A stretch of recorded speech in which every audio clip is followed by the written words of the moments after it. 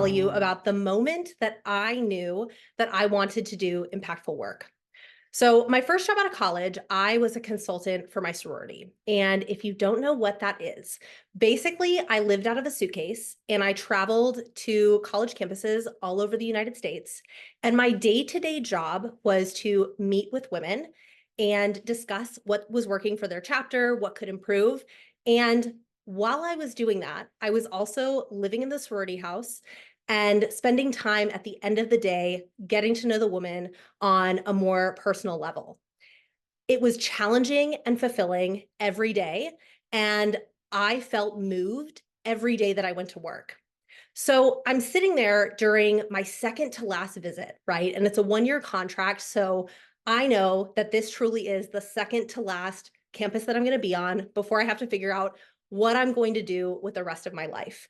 And the women had just gone to bed for the night. And as I'm sitting there, I realize again, the work is challenging, it's fulfilling, it's meaningful, and I am going to do anything in my power to chase that feeling in whatever job that I do next. It took me a while, but I first found that feeling working for a nonprofit. And then eventually I found my way into classroom teaching. And every single day, the work that I did mattered. I could see the lives that I was impacting, and I genuinely loved the work that I was doing and the students that I was working with every day. My job brought me so much joy, and I felt so grateful to have that work. And and I was working 60-hour weeks because I was told and I believed that that's what good teachers did.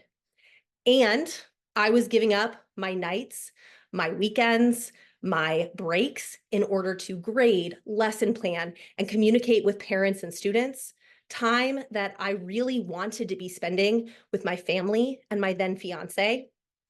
And I found myself on a regular basis canceling and paying the cancellation fee for this fitness class that I really loved and looked forward to at 6 p.m. every day because I sat there in my classroom looking at my to-do list and just feeling so guilty that I was about to leave with so much left undone.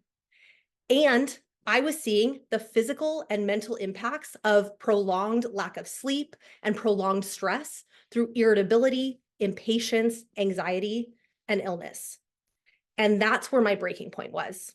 During my second year of teaching, I got the flu, a sinus infection, and shingles, which is not just for people over 50, all within the course of 2 weeks.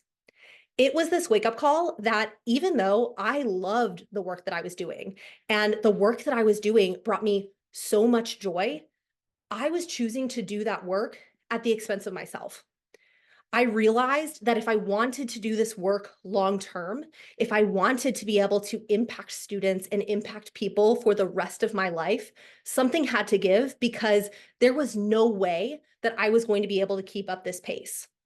If I didn't prioritize myself, there was no way that I would be able to keep doing the work that I loved because I would hit burnout, and I was approaching burnout much more quickly than I thought I would be. Remember, this is only year 2 of my teaching career. To put it another way, I realized that I was chasing impact by trying to do everything rather than strategically approaching the work so that I could have the greatest impact without sacrificing my well-being. And I think that my story is very common, especially among people who want to do and feel called to do impactful work. Now, over the course of the next few years, I learned everything that I could about productivity science, setting workplace boundaries, and the mindset shifts that I needed to make to impact more while doing less and not to feel guilty about it. And that's what I'm going to share with you today. The single most important thing that I want you to hear is that chasing impact by doing more actually has the opposite effect. When you're spread so thin that you're doing more at the expense of yourself, you're not able to give fully to any of the work. And you're certainly not able to give fully to the work long term. Our primary goal is not to do more. It's to spend more time and energy on the work that has the greatest impact so that we can still feel that challenge and fulfillment and impact the people and the causes that we care about so much, but also allowing ourselves to spend less time and less energy on work that matters less.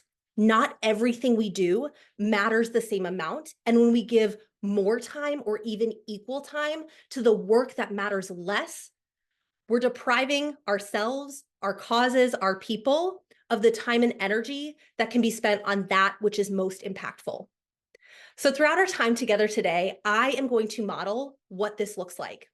I have 6 different ideas to discuss that are going to help you work more efficiently without sacrificing your effectiveness. We are going to spend the bulk of our time together on the 2 most impactful ideas, and then we'll also be sure to touch on each of the others. Everything is going to get covered, but we're going to spend more time on that which matters most, which is exactly what I want you to do. In doing this, I know that you are going to leave with actionable strategies to take back your time and energy without compromising your impact or your well-being. And with that, let's get started.